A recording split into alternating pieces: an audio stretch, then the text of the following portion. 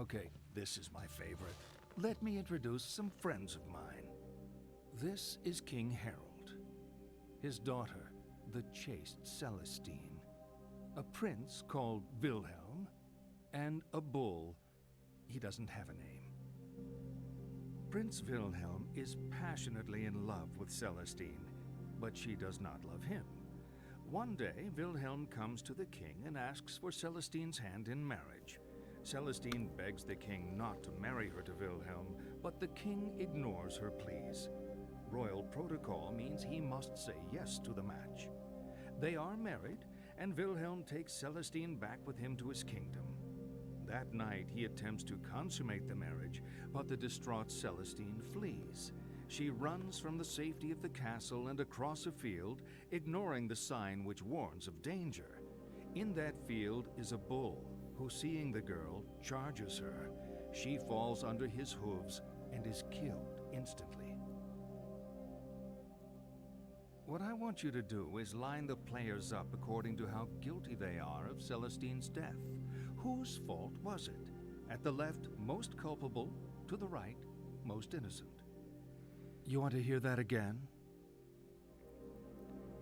I'm good. Right. The guilt test, is my favorite part of this game. Because everyone will have a different answer, and everyone will have a different reason for their different answer, and everyone is right.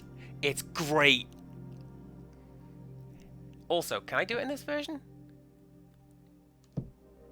No. Alright. In the PS2 version, if you do that, they will just sit and spin on their edge just forever. It's great. So here's how we're going to do this. Here is my answer to the guilt test over here. So, on the right, the least guilty. You guys can go over there. On the right, least guilty is the bull. Because, yes, it is true that the bull physically did kill Celestine. But it didn't choose to do that. It didn't act with any forethought or malice. It's an animal reacting to a stimulus, and it just happened to do damage. And I don't think you could blame the bull for that any more than you could blame the car in a crash or a knife in a stabbing. Yes, those things did the damage, or ended a life in this instance. But they didn't do it, if you follow me. So the bull goes over there. And then next to the bull... Oh no, everything's falling apart. Bull goes there. There we go. Next one is Celestine. And this is why I'm glad that Kaufman talked about culpability and not fault or blame.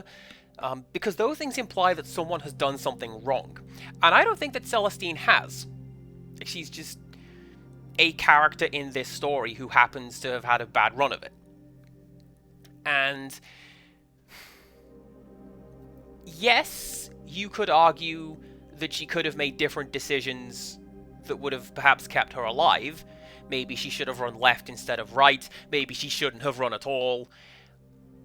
And technically you're right, but that sounds a lot like victim blaming, and I haven't got time for that. And she wouldn't be in this position if these two had just stopped dicking around and hadn't put her in that position to begin with. So she goes over there. Now, is he going to do it?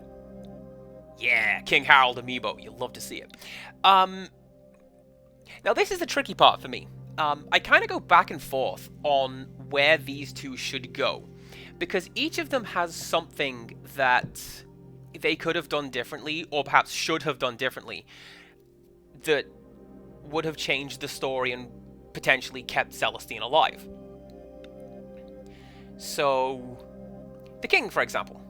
Royal protocol dictates that he must say yes, but you're a medieval king, you answer to no one. Change protocol. Like Henry VIII, he once set up a new strain of Catholicism because he didn't want to talk to the Pope. Like, you can just do that. But this king didn't. and as such, he is partially to blame for Celestine's death. But you've also got Wilhelm, and I might be reading a little too much into this, but this is a game about psychological evaluations, so I'm allowed to do that. Come with me on this wondrous journey. I think he asked the king because he knows that Celestine will say no. And you could argue that maybe she already has. Because generally, you ask the person you're going to marry, not their parents. I mean, you might mention, like, here are my intentions with your daughter, but you ask her, not him. He's asking dad because mom said no, if you want to look at it that way.